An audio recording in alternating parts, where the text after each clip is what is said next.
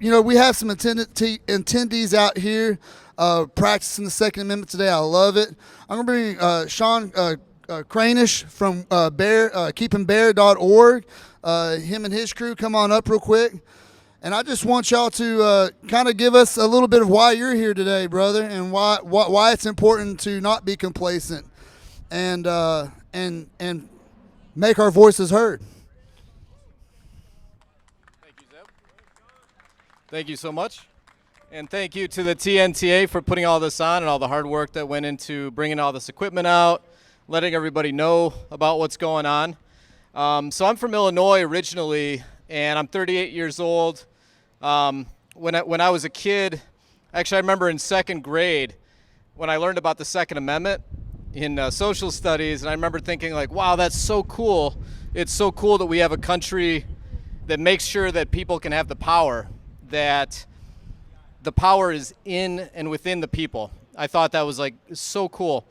As I got older, I learned about things like Nazi Germany and the Soviet Union and Mao's China and the hundreds of millions of people who have been killed by their own governments.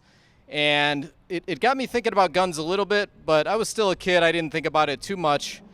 And I didn't grow up with guns. My parents never had them, never taught me anything. I had some BB guns. I enjoyed shooting those, but I remember being in school when the Columbine shooting happened and not knowing anything about politics, not knowing anything about gun laws, gun rights, anything. My first thought was, wow, there was nobody there who could stop these guys. There was nobody there to shoot back. Like, what is going on? My first thought was, oh my God, I want to have a gun because I don't want to wind up like those people. And that kind of started me down a path where when I turned 18 and I had a business in town, I wanted to have a pistol for my own protection. And I thought, so I turned 18 and I thought, okay, great, this is the United States. We have the Second Amendment. I can go buy a gun. Oh no, wait, I'm in Illinois. I need a FOID card. Oh wait, to get a FOID card, I need to ask my parents to sign a form to let me get a gun, even though I'm 18. And then, oh wait, I can't buy a pistol. There's a federal law against buying a pistol if you're under 21. And, I can't carry it anywhere except my place of business. So my parents did sign the FOID. They gifted me a pistol. The first thing I did was went and took training, professional training. I did a 40-hour tactical pistol course, and I'm so thankful I did that. So I cannot encourage everybody enough to train and continue to train. No matter how much training you've had, just keep doing it. You could buy a new gun, you could buy more ammo, which is great, but you can only use a couple at a time. So it's good to have training, and it's good to be really proficient. So I really encourage it. I try to train regularly now and put more of the money that I would take and put into guns and ammo into training. And so I did that. I learned how to shoot, and I was like, wow, this is okay. This is a lot easier than I thought. This is great. I can protect myself. But once again, Illinois, I couldn't protect myself except at home or except at my place of business.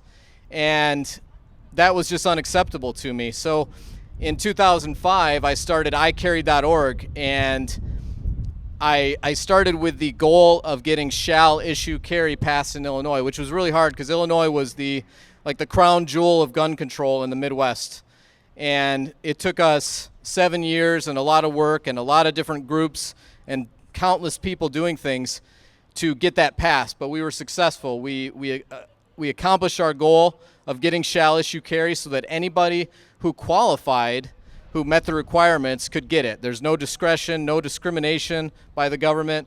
If you qualify, you can get that permit and protect yourself. And that was a big victory because Illinois was, that was in like 2012, 2013. And look, it took until just a couple of years ago for New York, and you still got Hawaii and other states that still don't let people carry. So I'm proud of what we did in Illinois, and I hope that we can use some of the things that we learned there around the country. And one of the biggest things that we used in Illinois, and what really worked, was civil disobedience. And so I'm a big concealed carry advocate. I love concealed carry. I love the deterrence, the surprise factor. Nobody knows who has it. Nobody knows who doesn't. It keeps the bad guys guessing. You need concealed carry. I support it. I believe it's protected by the Second Amendment. But I also love open carry, because open carry is defiance. Open carry is defying the politicians. There's only one thing politicians hate more than concealed carry, and that's open carry.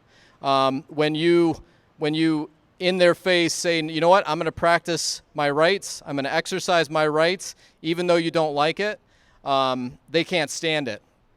And so what we did in Illinois and Wisconsin, because Wisconsin did not have concealed carry either, Wisconsin only had open carry.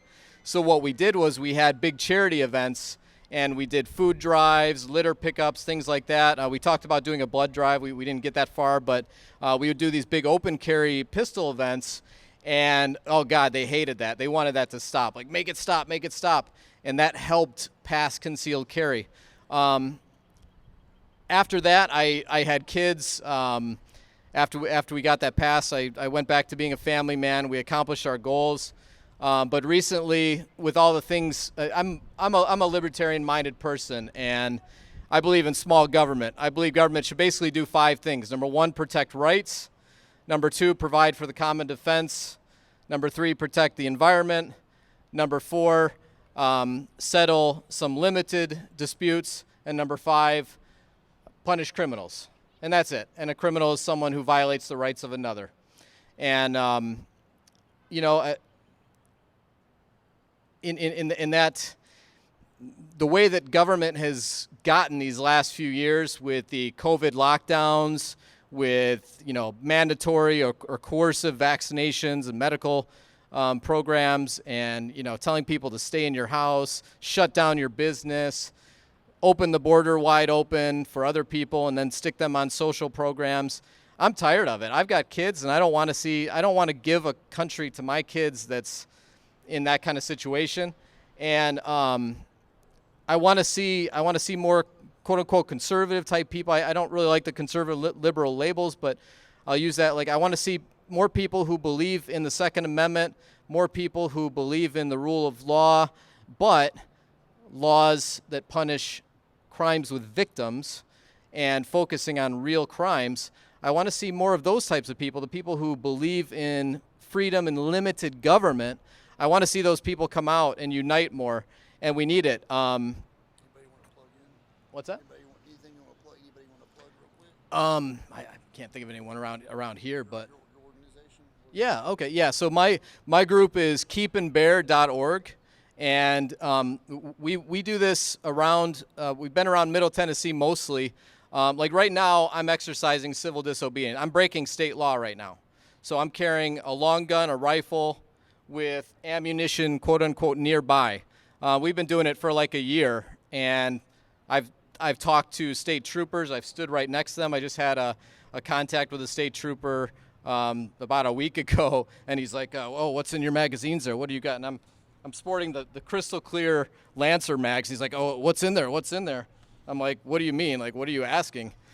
and he's like, "Are those loaded?" I'm like, "Why do you ask?" And he's like, "Well, just for my own purposes and for my troopers." I'm like, "Well, if you're worried about something, you don't have anything to be worried about from me." And he's like, "Oh, okay, oh, you're all right." And then he walked off.